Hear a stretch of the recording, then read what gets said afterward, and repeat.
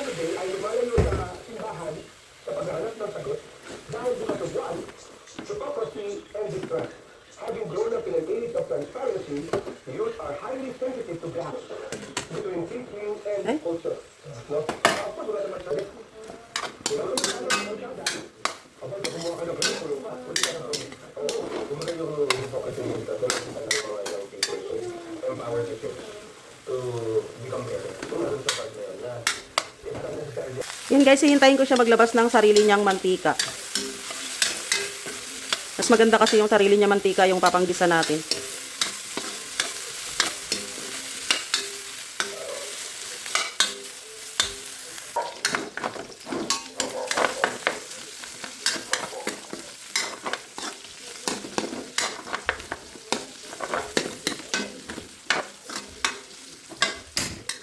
Pinatay ko siya guys kasi nga pumuputok-putok baka talsikan ako ng mantika. Yan, at okay na yan. Magigisa na tayo. Gigisa na natin yung ating bawang. Ayun na nga, pumuputok na lahat. Bawang, sibuyas. Delikado yan guys, mag-iingat kayo at tumatalsik talaga yan kasi meron siyang taba. Yan, sunod na rin natin yung ating luya. Yung luya guys is pampawala ng lansa yan.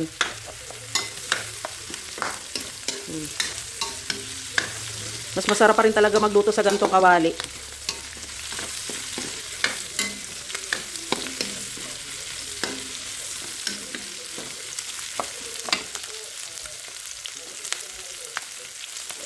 Lalagay tayo ng paminta.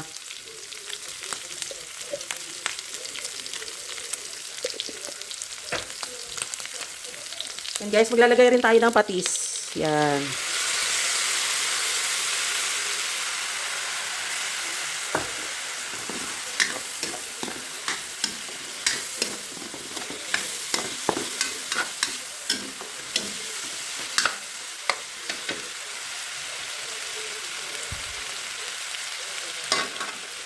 Ilagay na natin yung ating blood.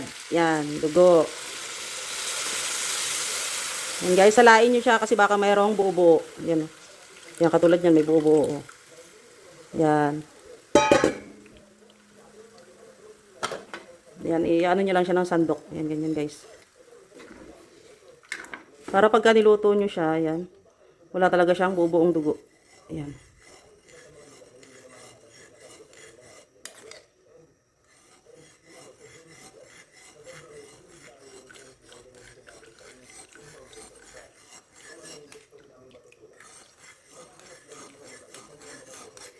Yan, okay na yun guys. Ito hindi ko na isasama tong natirang mga buo-buo na to.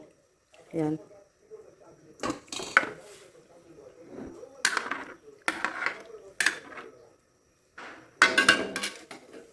Maglagay tayo ng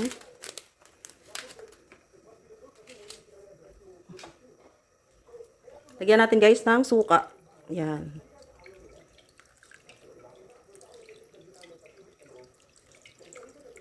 Yan guys, pag naglagay kayo ng suka, huwag niyo muna siyang haluin.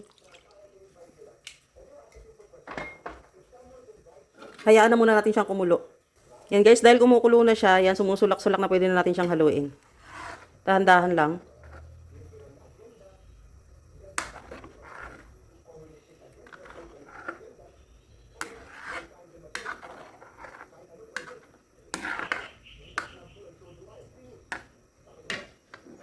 Lutuin natin ng husto guys yung ating pork at dugo. Lagay na rin natin tong ating 3 pirasong sili. Yan. Lagay tayo ng magic sarap. Yan. Okay na yan. Takpan muna natin. Guys, yan. Wala tayong nilagay na tubig dyan ha. Purong dugo lang yan tsaka asukal. Ay, asukal. Asuka. Hindi ako naglalagay ng tubig sa dinuguan. Para hindi kaagad siya mapanis.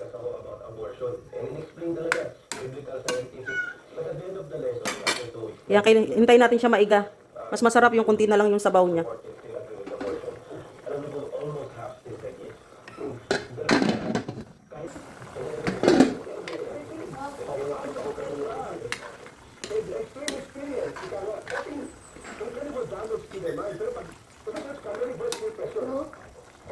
Bango ba?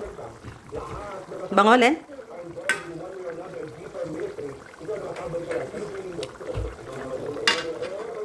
Sarap. Bakit? Lumalabas sa tita. Ay, naku. Pagka lumalabas sa pinto, pumapasok din agad. Takot. Kasi na-realize na siguro nasa labas siya. Sobrang bango. Pero ayaw kasi ni Papa mo ng gantong ano yung tawag dito, hindi nawawala ng sabaw. Gusto niya may sabaw. So, yung maasim na ano, yung Tikman mo. ano kayo, sumpa. Ay, tuloy ko. Wait, malapit pa.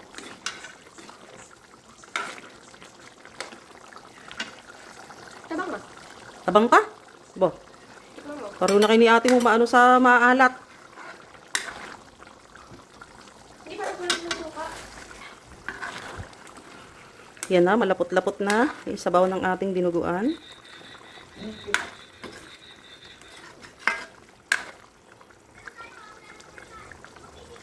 Yan guys, maglalagay ako ng laurel. Kunti lang yan. Ayoko masyadong malasa yung laurel lalo sa dinuguan.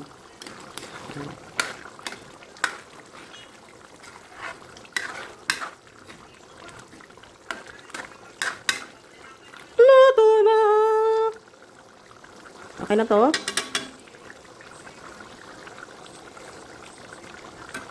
Puto!